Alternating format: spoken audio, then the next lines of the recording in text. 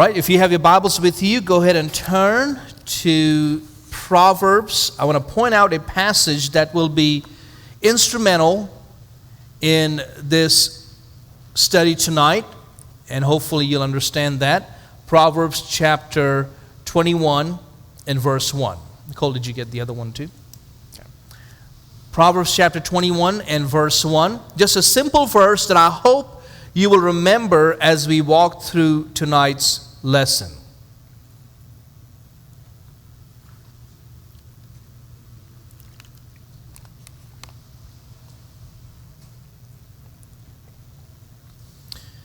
So here's the verse, very simple. It says, Proverbs 21 verse 1, "The king's heart is in the hand of the Lord. Like the rivers of water, he turns it wherever he wishes." Kings and queens are powerful people. Just with a simple word, they can order someone's execution. They can end someone's life.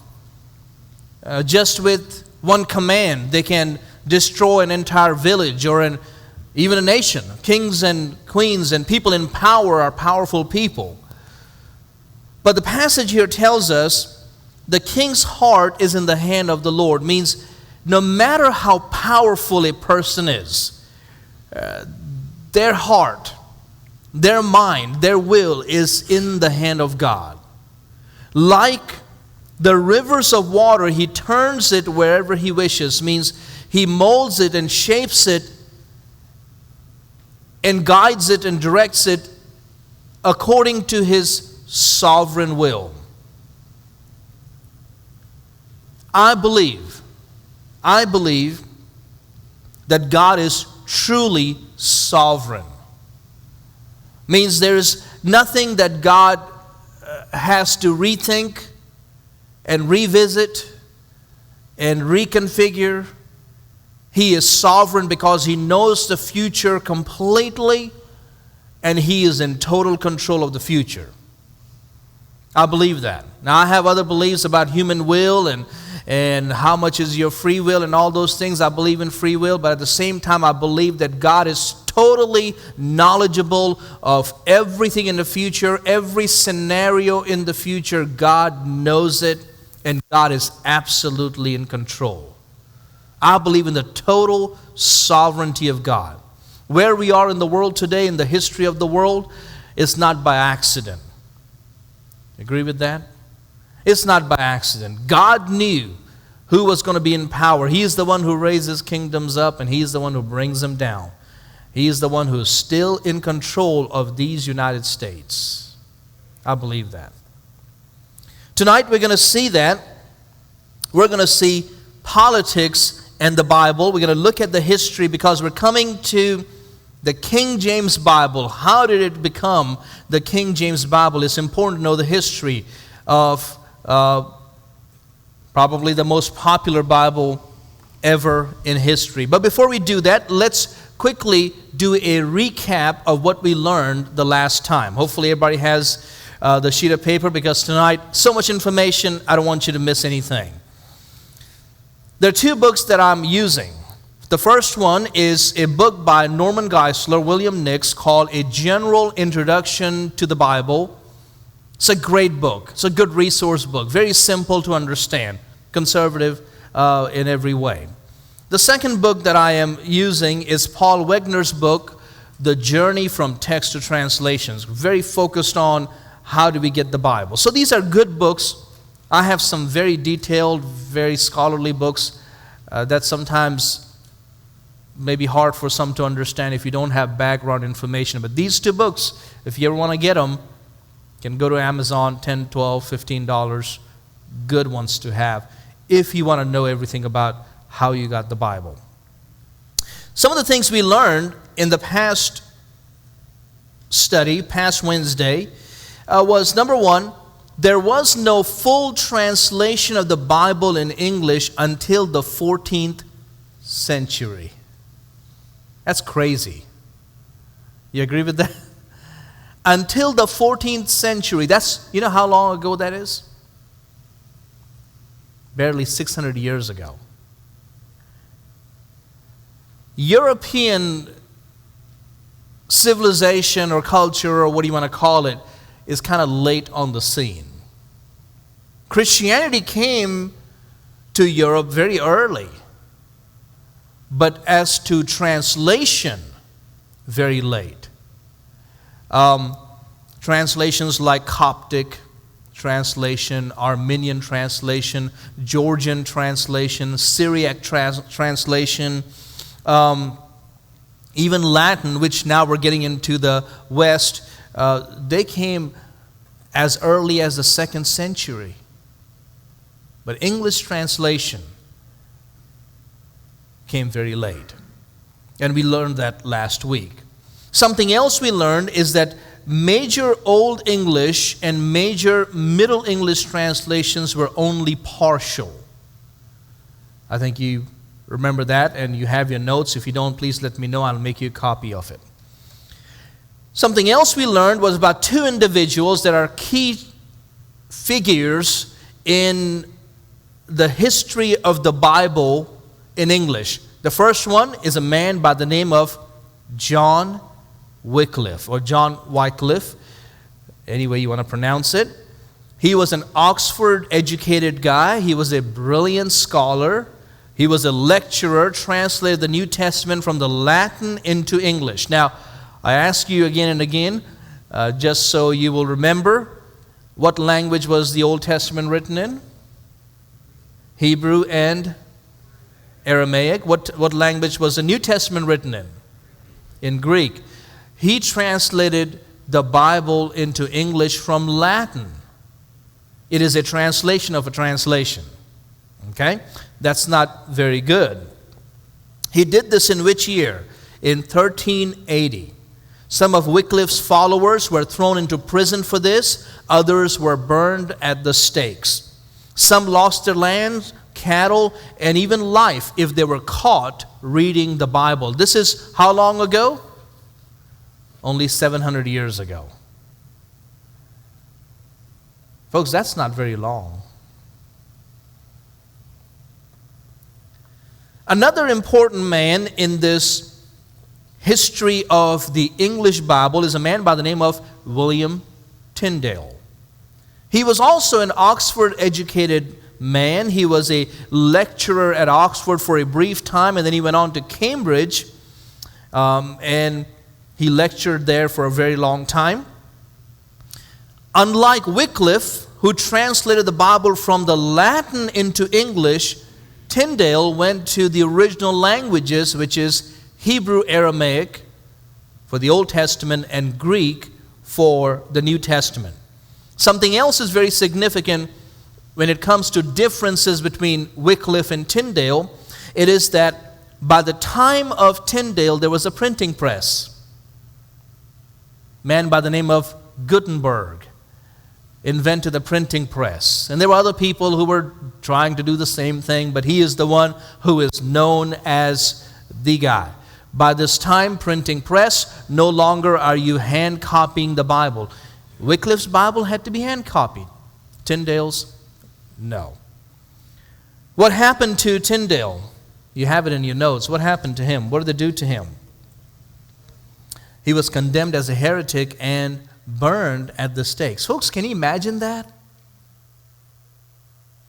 A man who is a person who has been educated, imagine with our own American standards, went to Harvard, or went to Yale, or went to Princeton. And because he is translating the Bible in the language of the lay people, they tied him up and set him on fire. How long ago?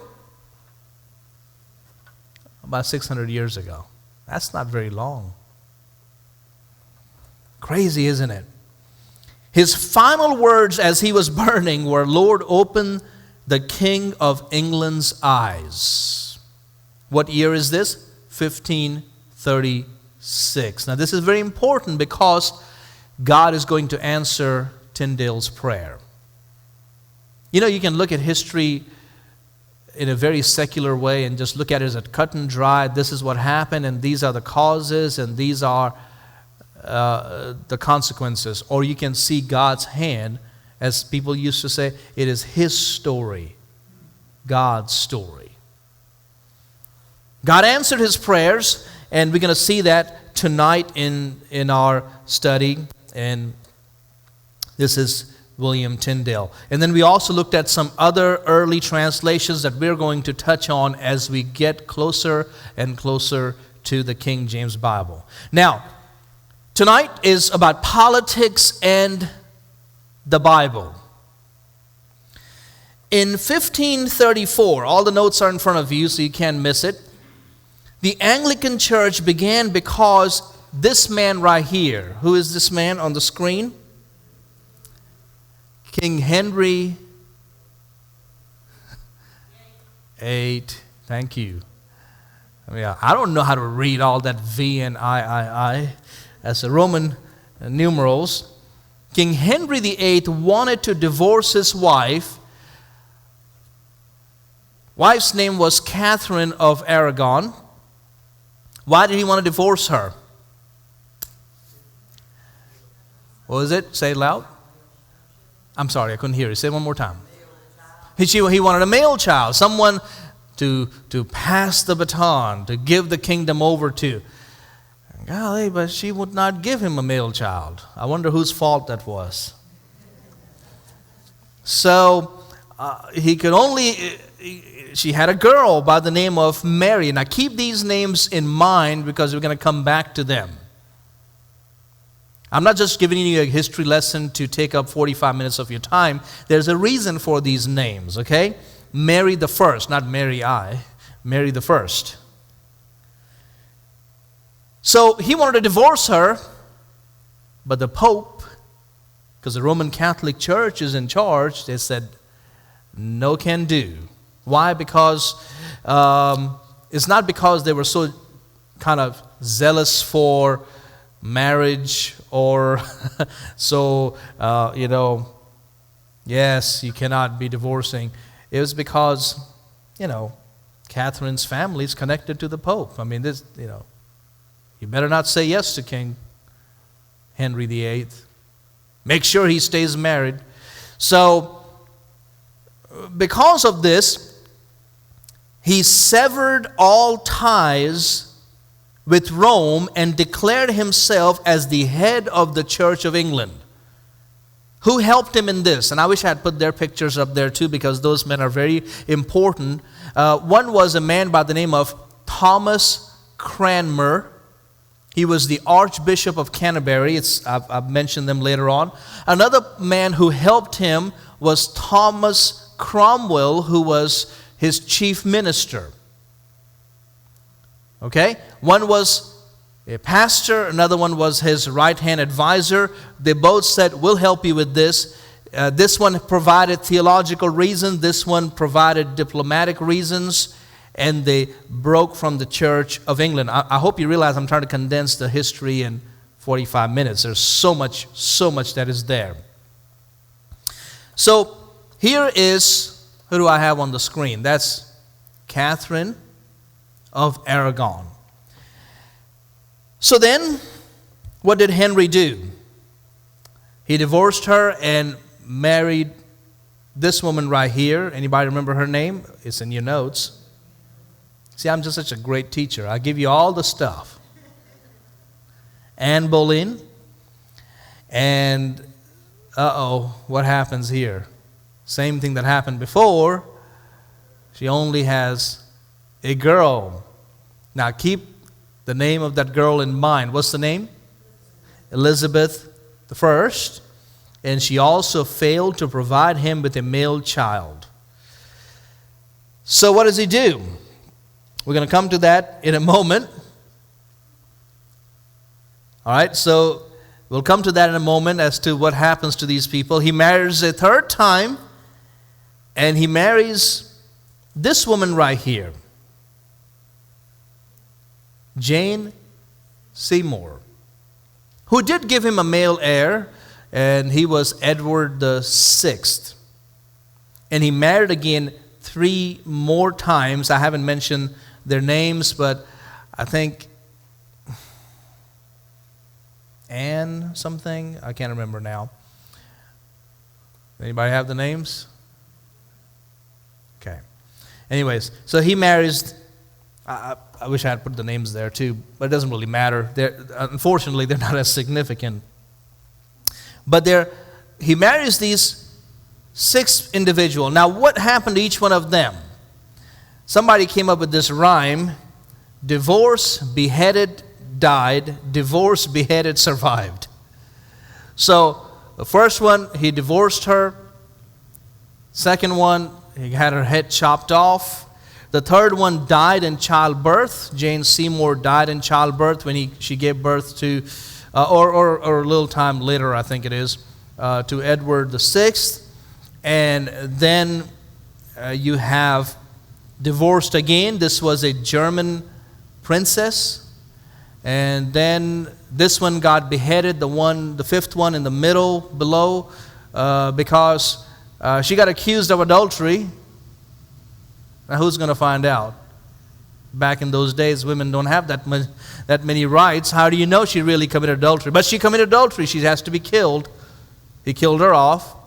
Then he remarried to this woman right here. I think, my mind has gone blank. But anyways, and she survived. She died of old age. Okay? So this is King Henry VIII's legacy. Initially, Henry VIII was not favorable towards Miles Coverdale. Now, who was Miles Coverdale? Remember the Bible that Miles Coverdale translated? We looked at it last time. But after the break from the Roman Catholic Church, he accepted his translation in 1535. Initially, it was like a Protestant translation. Henry VIII had nothing to do with it until this whole schism happened. Pope didn't answer his request. Now he's angry with the Roman Catholic Church. Coverdale's got a Bible, and Coverdale sends word that I'm going to dedicate this Bible to King Henry VIII, the defender of the faith. And he's like, well, I think I like your translation. That's Miles Coverdale. In 1537, if you remember last time I talked about this guy, John Rogers. Remember I had a Bible up here? He had the Matthew's translation. By the way, Matthews was his pen name. John Rogers is the real guy. He produced his translation, which was a combination of the Tyndale and Coverdale translations. Henry VIII gave it the royal license due to the influence of those 2 men. Who are these 2 men? They're very influential people. Thomas Cranmer, who was the Archbishop of Canterbury, and Thomas Cromwell, who was the chief minister to Henry VIII. Now you say, why do you repeat these names? Because both of them are going to die. All right? Their days are numbered. It's going to come soon. Very smart guys, very educated people, very influential people, but they're going to die soon. In 1539, you see where I'm at?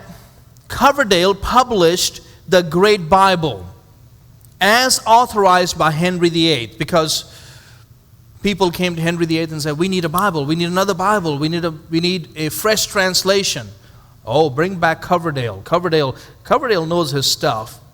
They bring him back. He redoes the translation, and it was to be placed in each church. Now here's something funny. People loved it. People loved reading the Bible. It was so funny that as the priest would stand there and do his Latin stuff, you know, the Anglican Church, Catholic Church, not much difference. Only difference is the King of England is the head of the Anglican Church versus the Pope being the head of the Catholic Church. Everything else in between is basically the same thing. It's the Catholic Church. Nothing really changed. So when the priest would stand there and just talk away in Latin, you know what the people would do? I think they did it on purpose. They would start reading the Bible in English. and get louder and louder just to disrupt the service. What they were trying to do was tell him, put that away and actually read the Bible. Preach to us the Word. It got so bad, the bishops had to petition the king, and they made a rule, and the rule, I wish I had the whole statement. The rule was this: thou shalt not read the Bible aloud, especially in church, when the priest is doing his rituals. Do not read the Bible aloud, or you're going to be flogged. Something bad is going to happen to you. I think it's really funny. So, Bible in every church, but don't you read it aloud, the English Bible, especially when the priest is doing his deal. Don't interrupt him. Now, I told you this guy was a little crazy, didn't I? I mean, he looks crazy a little bit. He was a very smart guy, by the way. Henry VIII was not just a dummy. He was a smart guy. He was very educated. He wrote music. He was a good hunter. He was very good in arts. He was not just this brute who went around killing women. But I think his after all this, I mean, it's got to affect him somewhere. Nobody starts your life saying, I'm going to have 6 marriages and chop the head off 2 of them. It kind of began to do some number on his psyche, I guess. Even though he was the head of the Anglican Church, the head of the sort of Protestant church, he still had Roman Catholic soft side. And at times, about this time, he began to lean towards Roman Catholicism. And in England, there was a growing opposition towards Reformation. Can anybody tell me what the Reformation was? We talked about this. What is the Reformation? Whose name comes to mind? Martin Luther, right? What did Martin Luther do? He put his 95, nailed it to the Wittenberg door, right? And who knows if he really nailed it to the door, but it was a place that you hang these notices. The door is still there. You would hang the notices as to what you want people to read. He put it up there, and many other things happened. Protestant Reformation was, sola scriptura, sola fide, and what's the other sola? Right, grace. Grace alone, faith alone, word alone.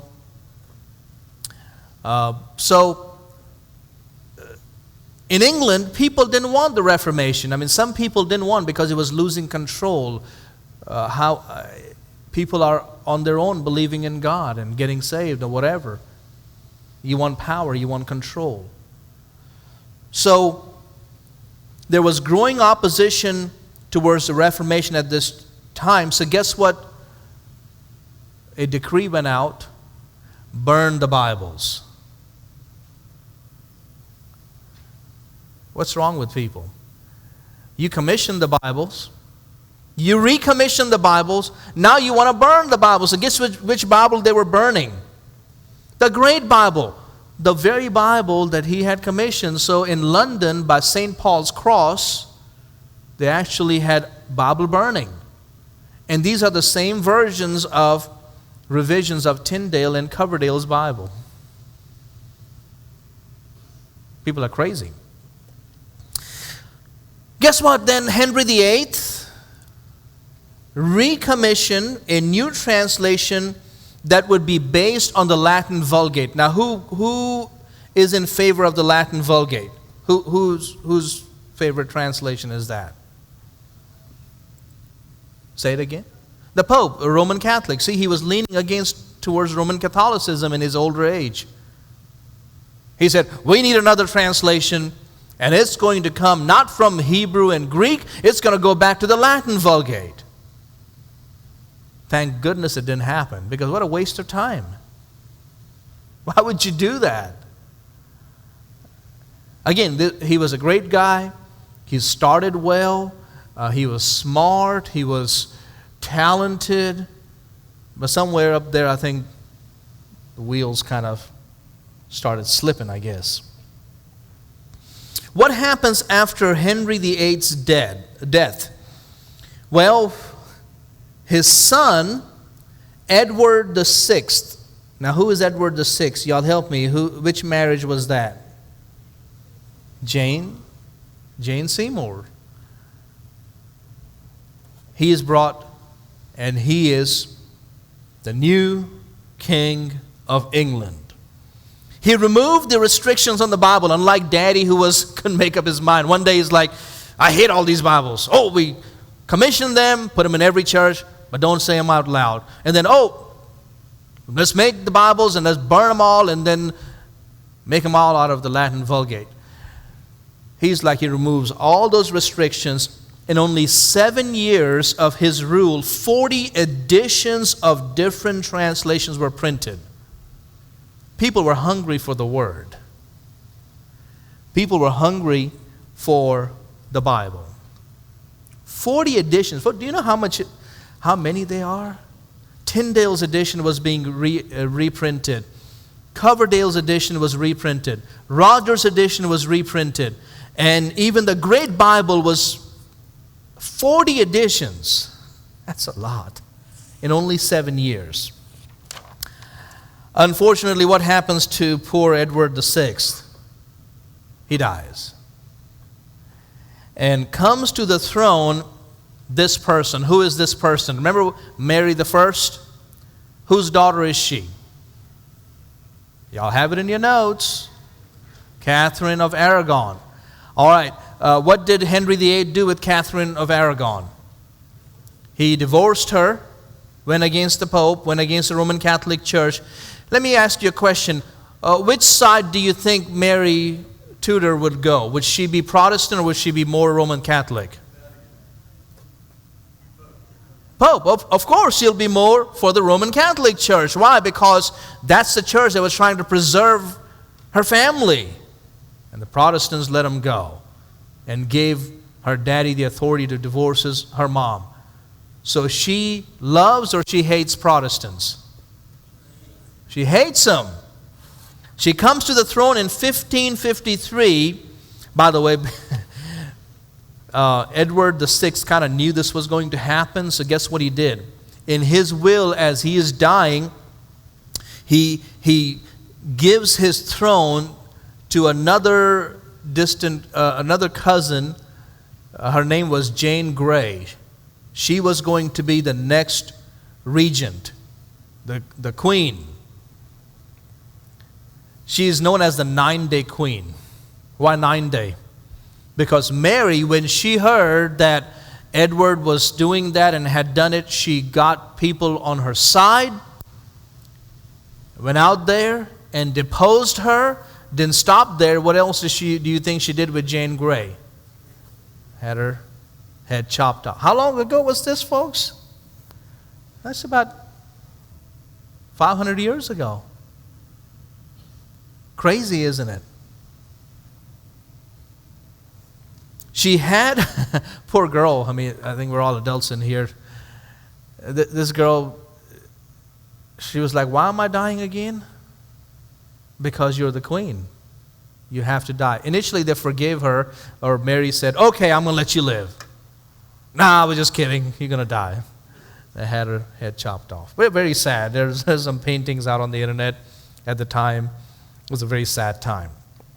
What else does she do? Mary Tudor, she reversed the Protestant policies of her father and turned the country back towards Roman Catholicism. John Rogers. Remember John Rogers, the guy with the Matthew's translation, Protestant translation? King Henry, commissioned him. What do you think she did to him? Burn him at the stake. Over 280-some Protestants were burned under Mary. And she was known as the Bloody Mary, right? The Bloody Mary because of how many she executed. And I think that number is kind of has been lowered, but I'm sure it's more than that. Well, there comes a day when you die. Mary the First, Mary Tudor dies, And who comes in her place? Of course, she didn't look like that when she became queen. I'm sure she was a little more pleasant to look at. Who is she? Whose daughter is she? Anne Boleyn's daughter. Do you think she's for Catholicism or she is Protestant? Protestant. Why do you think she's Protestant? Because she would not exist without the divorce of Catherine and Henry VIII. So you see how, in retrospect, you can pretty much figure out how people are going to behave. What do you think she did? In 1558, she reversed her sister's pro-Roman Catholic policies. Her era is known as the Elizabethan period. This was a period of great prosperity in arts, in sciences, in exploration. This was a period where you heard of Shakespeare, right? Shakespeare is doing his thing. Edmund Spenser is doing his thing. Christopher Marlowe is writing dramas. People are happy. Is she against Roman Catholics? No. She keeps them at bay. She knows how to control them, but she said everybody has freedom. But don't try anything, because I will kill you. And did she kill people? Yeah, of course. She was known as the Virgin Queen, not because she remained a virgin by any stretch of the imagination. She never truly got married. She never had any children. When she died, that was the end of the Tudor family. And so this is Elizabeth I. Now, something else happened during this time. When Mary was in power, the Protestants had fled England and they went to a place called Geneva. Where is Geneva? Switzerland. Right. Because there was freedom there. Protestant doctrine was being preached. How many of y'all heard of John Calvin? The name ring a bell? All right, John Calvin is preaching. It's a free place where Reformation is appreciated and believed and extolled. So some of these English people have gone to Geneva and they began to come up with their own translation in the year 1560, and it's known as the Geneva Translation. Okay, keep that in mind. When Elizabeth I comes to power, guess what they do? They dedicate the Geneva Translation to Queen Elizabeth. She doesn't like it as much because some of these people are, God alone is our king. And she's like, yeah, I like you, sort of, but not that much. Because you need to call me the king as well. So she was okay with the Protestants, but she was still a little... Have you heard of the divine right of kings? You know what that is? It means God has ordained kings to be the rulers of the people. The people who translated the Geneva Bible, they believe that God alone is our king. The Puritans, remember the Pilgrims? That's the kind of people. God alone is our king. The Mayflower Compact kind of people, the Charter kind of people. You think these folks are going to like that? No, because they're not going to be loyal to them. So they tolerated, she tolerated them. The Geneva Translation, let me say a couple of things about it. It attempted to be closer to the Hebrew in the Old Testament. The notes were Calvinistic. You know what Calvinism is? More about predestination than about free will. It was anti-Roman Catholic. There were notes on the side of the margin talking against the Pope, against Catholicism. This was the Geneva Bible. And the readings, by the way, the Geneva Bible readings were good, in some places even better than the Great Bible, Coverdale's Bible, Rogers' Bible. And people like Shakespeare actually used the Geneva Bible. What happens when Elizabeth I comes in power? These people dedicate the Bible to her and they come back to England. And what do they bring with them? Their Geneva Bible. Now in England, I'm going to come to that in a second, now there are two different Bibles that are popular. You have the Great Bible, which later on will become the Bishop's Bible, the Great Bible, and you have the Geneva Bible, the Anglican Church Bible and the Protestant Church Bible. The Anglican Church Bible is more popular in the church, in the reading. The Geneva Bible is more popular at home, with the families, for Bible studies, for devotions. Now, what does Queen Elizabeth I do? She commissions a man by the name of Matthew Parker, who was the Archbishop of Canterbury. Remember Thomas Cranmer? Right?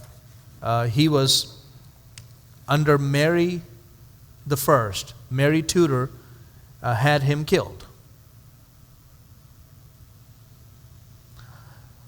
Back up a little. Thomas Cromwell, guess who had him killed? Henry VIII. Not her, Henry VIII. Why do you think he had her killed? Because he felt like this girl right here, the one on the bottom, was not pretty enough. He set up the marriage.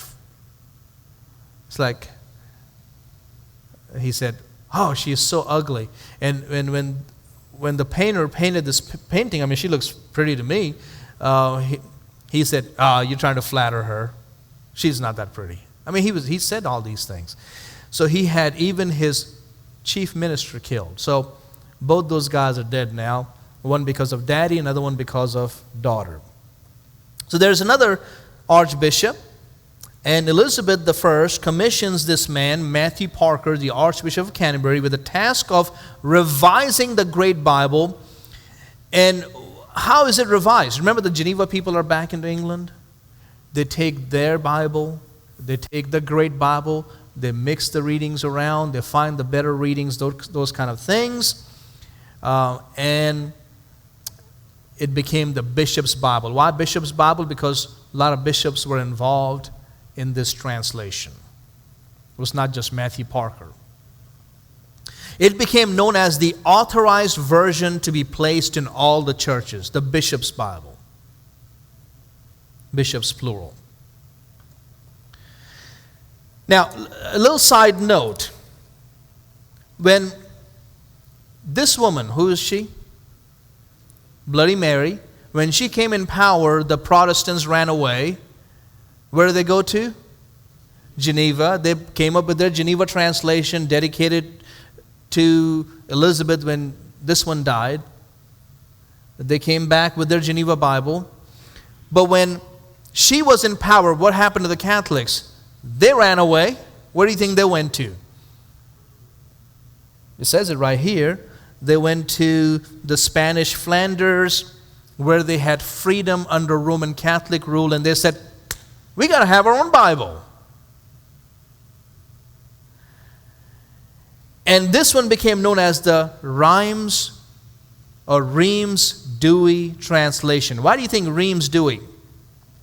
Because Douay was the place in Flanders where they started an English college for Catholics, where Catholic priests could study the Bible and become priests. You know, they're all in exile. They're not in England anymore. They're in Spain, Spanish Flanders. And then the local government got angry with them, so they ran to France, to Reims, and they started the college there for a brief time. Then they came back to Douay. That's why the Catholic translation is known as the Reims-Douay or Douay-Reims translation, if you were asking me. That's where the name comes from the places where the college moved. When the English people who were Catholics were kicked out because of Elizabeth I. I hope it's, we're not going to come back to this. Hopefully you'll get this one time, keep it in your notes tucked away, but at least you have an idea where your translations are coming from. What was this translation based on? This Reims-Dewey translation or Reims-Dewey translation. It was based on the Latin Vulgate. Do you think it's a good translation? It's a translation of a translation. That's what King Henry VIII wanted to do when he was angry with the Protestants. This is, if you want if you want an English translation based on the Latin, just bring out Wycliffe. Wycliffe did it. Why are you doing it? I don't know. Maybe it's 100 years later.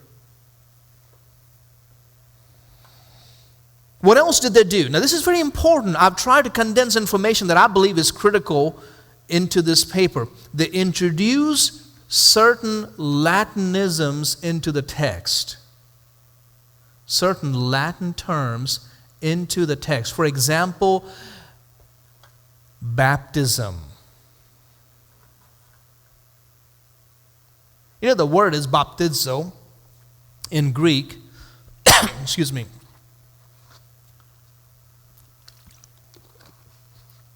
Baptizo in Greek means immerse, wash. When you translate it, why are you not translating it the proper way? Because immersing means what? You gotta go into the pool. But when you have a church that believes in sprinkling and you say immerse, there's a conflict. So what's the best way to resolve the conflict? Keep the word obscure. So it's baptism. That's Latin. Isn't that odd that everything is being translated except for a word that is critical? What does the word ecclesia mean? Ecclesia means gathering, congregation. But it's kept kirche, church, because it represents the temple, the established Catholic Church. So a lot of times Latinisms came back in to preserve the traditions. Now, since the Old Latin and Vulgate had the Old Testament Apocrypha, the translation included it as well. So the Reims-Dewey translation also has the Apocrypha. Even books that even the Jewish people don't accept, but it's in the Septuagint, some of them. In 1603, Elizabeth I dies, and this guy comes to power. This is an older picture of him, but who is this? James the Sixth of Scotland, and he becomes James the First, the King of England. That's where you get the King James Bible. Now, I don't have time to go into much detail. His parents had a rocky marriage. It was bad. His mother was locked up in a tower, and you know, he didn't see his mom. Most of his life, he never saw his mom. It was a crazy mess. And even though he was in Scotland, Scotland was known for Reformed theology, Calvinism, Protestant theology. He did not care much for them because those Puritans were always like a thorn in his side. King James, you got to do this, and you're not doing this right, and you need to stand up, and we need to have better laws, and we need to... He's like, oh, I hate these guys. Even though he was not like Catholic, he didn't care much for the Protestants, for the Puritans. In fact, as he is headed to his throne, the Puritans hand him a list of 1,000 signatures of all the things he should do once he gets in power. He's like, I really hate you guys, you know. So he finally gets there, and their biggest problem, the Puritans' biggest problem is we do not like the great Bible. Which Bible do you think the Puritans liked? The Protestants liked. The Geneva people liked. The Geneva Bible. They said, we love the Geneva Bible. And we do not like the great Bible, which became the Bishop's Bible. We don't like this. We don't like the Coverdale or the Rogers Bible. We don't like the Coverdale stuff. You know, we like this right here. By the way, even this was taken a little bit from here.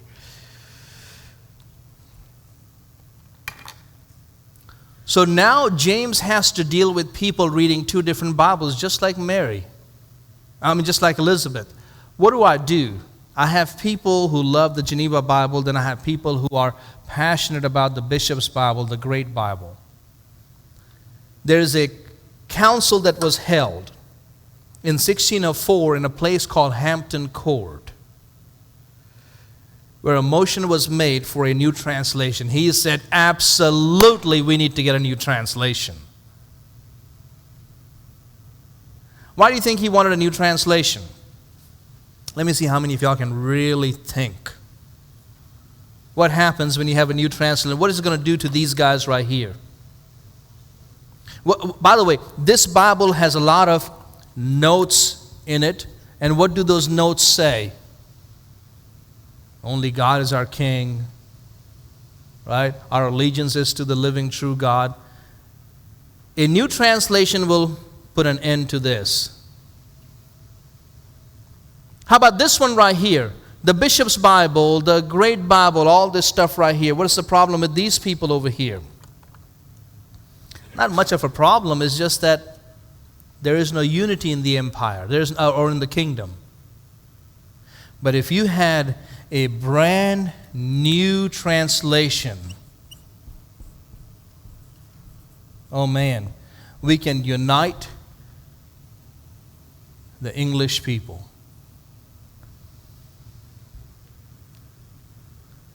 And so, he commissioned a translation, 54 translators, 3 panels, meeting in 2 or 3 different places, translating the Bible. This committee is going to translate, and then that translation is going to go to this committee, and they're going to go through it, and then it's going to go to that committee, and then finally it's going to come back to the king who will ratify it. It'll go to the bishops, and they will examine it, then he will ratify it. By the way, I've said it over here.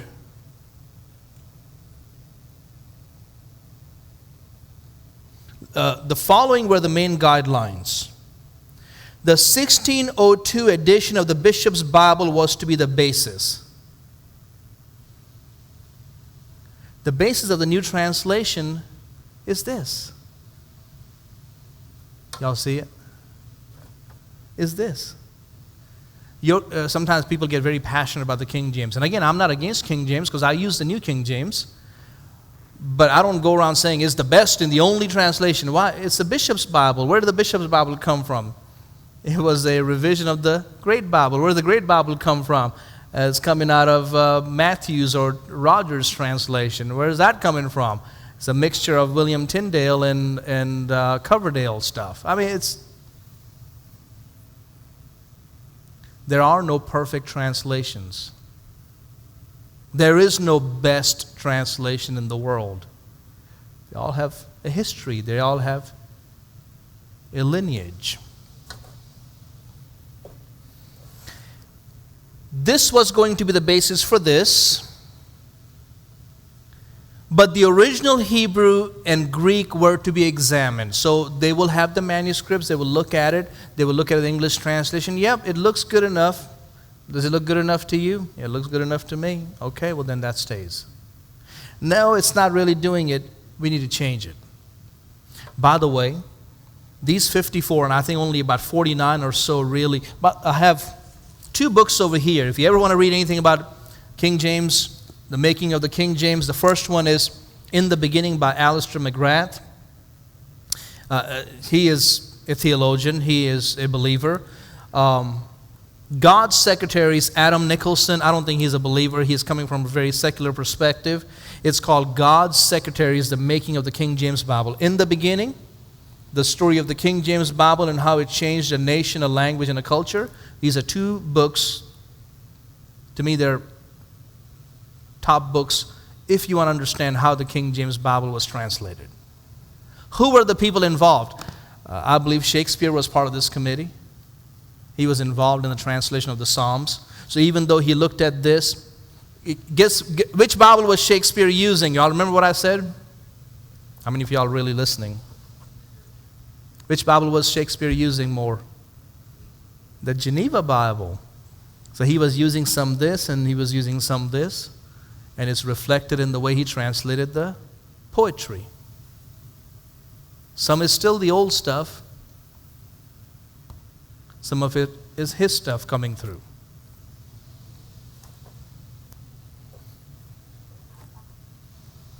If you want to know more about King James, there's a book called Majesty. I haven't read it. I have all intentions to read it one day, but not my priority. It's a great book by David Teems, and I have kind of skimmed through it a few times. Good one to read. Let's look at the principles. Number one, the 1602 edition of the Bishop's Bible was to be the basis, but the original Hebrew and Greek were to be examined.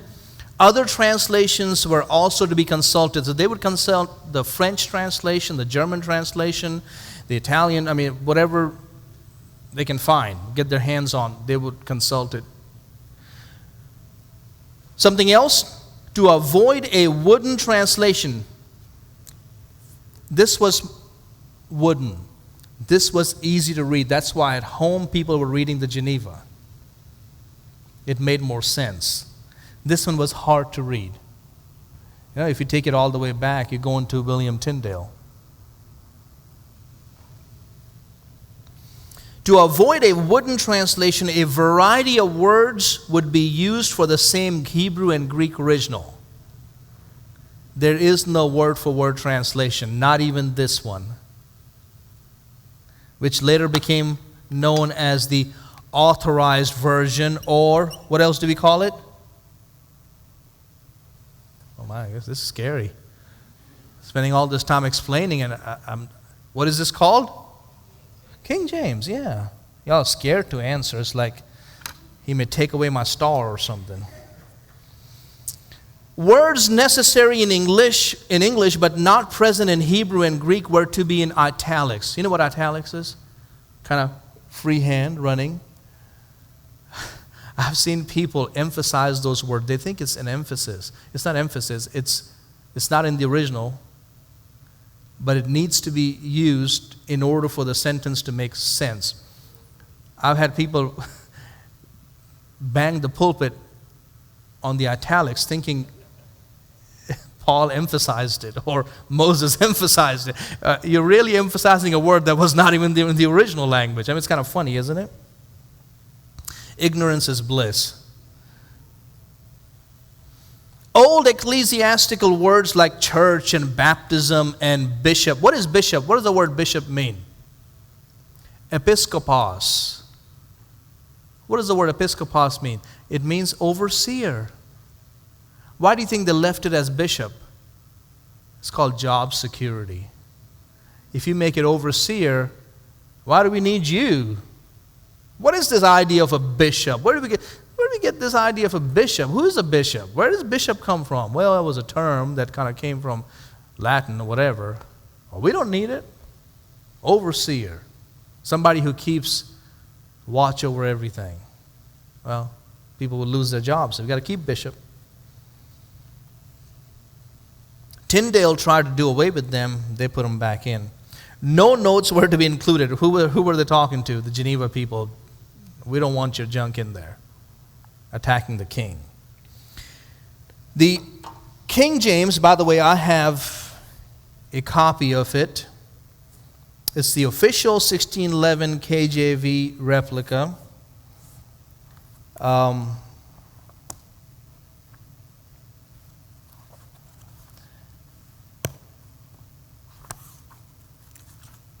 And I'm pretty sure the apocryphal books are in there.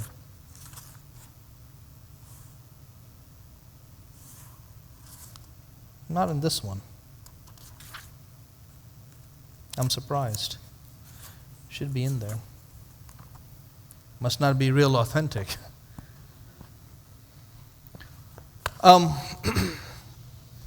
The apocryphal works are going to be in there. Something else happened. Remember the Dewey-Reams translation. Those people are also in the mix now. Under King James, just like Elizabeth, the Catholics are welcome too. So they show up with their Dewey-Reams translation.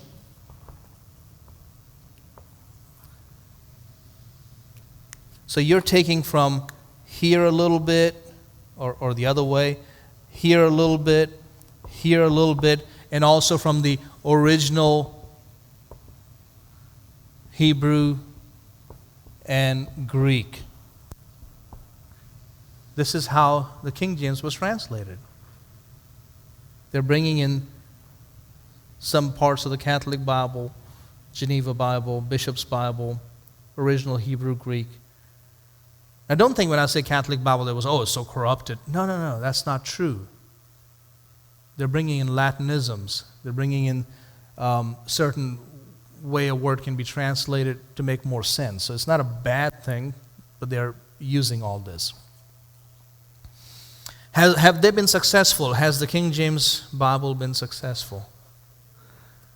Yeah, of course it has been. Even though it departed significantly and frequently from Tyndale's translation up here, I haven't put it down, but it's up here. Guess what the revisers of 1881 and 1885 did? You know what they did? They skipped all these over and they went back to Tyndale in many of those readings, which I think is a good thing. So don't walk away going, the King James is so horrible. Don't say that, because it's not. Just look at how many people have worked on it. Again, I'm not trying to sell it, just trying to give you information. And until recently, the King James has been the most popular version of the English Bible. Which one is it now, do you think? Which one? NIV. New International Version is more popular than King James. Does anybody have any questions before we close? Yes, sir.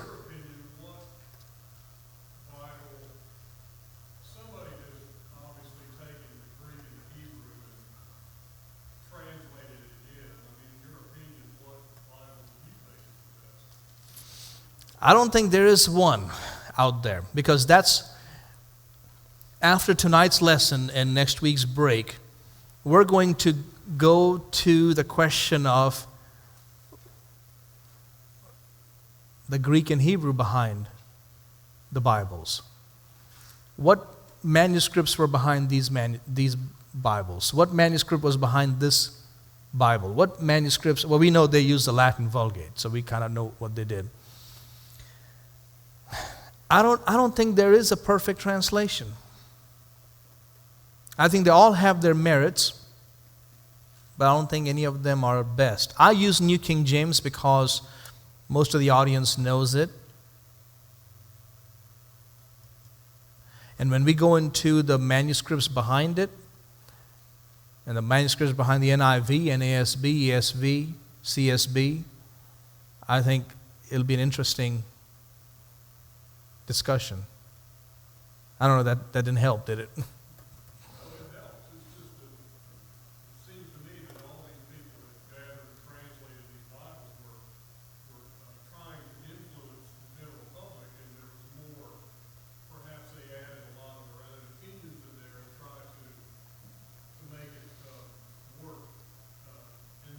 Sure. But, I mean, you're obviously very learned in Greek and Hebrew, but when you're reading the Bible, do you not find error as far as the way it's translated? Here's how I would say it. The lesson that I'm trying to explain, whether it's given the history of how we got to Wycliffe and Tyndale and all these guys, these are Oxford-trained people. They're very, very, very smart. even Coverdale and Rogers and the 54 translators behind this. King James, by the way, wrote a commentary on Revelation. I mean, kind of a devotional commentary. He was very well versed in Greek. I don't agree with everything that he lived and acted like, but very smart. Most of these people operated under the mindset that the Bible should be accurately represented. There were times that they stuck these notes, but these notes are in the margin. They didn't have any notes. They were trying to go word for word as much as possible. These people were trying to stick to the Latin Vulgate because they didn't want to lose the traditions. So even though they have some biases, their biases are not heretical. They were not trying to take away from the divinity of Christ or the Trinity or salvation or resurrection or heaven and hell. If they were doing that, then I can't trust any of them. No, they have their bias, but it's in the notes. This one is more, it's got to be wooden. It's got to be word for word. These people, we cannot lose our traditions. So we got to stick with the Latin. At the end of the day, I'll say it with every confidence. I can read any of them, even Dewey Reams, and walk away blessed. Walk away knowing Jesus Christ. This is not a heretical translation. So don't ever think that. It's not. It's just a translation of a translation. But you compare them and you're amazed how close they come. You're really talking about less than 1%.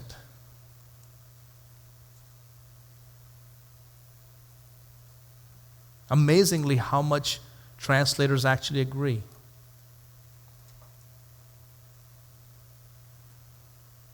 And up until the 1800s, there were not that many translations, just one or two. Many editions, but one or two translations. If I was living in 1400s, I would be very comfortable preaching from that, because I would believe that they did the best they could to translate the Bible in the language of the time with all the ability they had. If I was living in France and they gave me that, I would preach it as if that's the best. Hope it makes sense. I hope you don't walk away, not necessarily you, but all of us, thinking, man, it's a bunch of corruption. Not really. You're learning history. Your mind is expanding, but it's not expanding leading you to suspect. Expanding in the sense, oh, I get it. Now I know how these things came together. Even with Henry fooling around with 6 women, and Mary angry with the Protestants, and Elizabeth kicking away the Catholics, King James doing his thing, this still gave us a very good translation. Maybe God protected his word. Amen. Despite everybody's attempts to translate it. Amen. They were so close. So close. Had his word perfect. Yeah, I mean, that's the first verse we read, Proverbs 21:1. A king's heart is in the hand of God, and he turns it anywhere he wishes. So they did all their thing, but still in the end, you can open it up on Google, put it side by side, and you'll be actually amazed that, oh, I know exactly what they're trying to say. Okay, I get it. Let's pray. Father, we thank you. Thank you for these men and women throughout the ages who have, some of them have given their lives. Men have died, women have watched their husbands get killed just for this book. People like Rogers and people like Cranmer who were willing to be martyrs so that the Bible could be translated. They could have lived an easy life. They could have retired in safety, but they were willing to be burned so that we could have the Bible. God, help us not to forget that. Help us, God, to remember that we owe a debt of gratitude to so many. Bless this church. Give us more desire to dig into your word and know that we hold on our hands the true inerrant word of God. In Jesus' name, amen.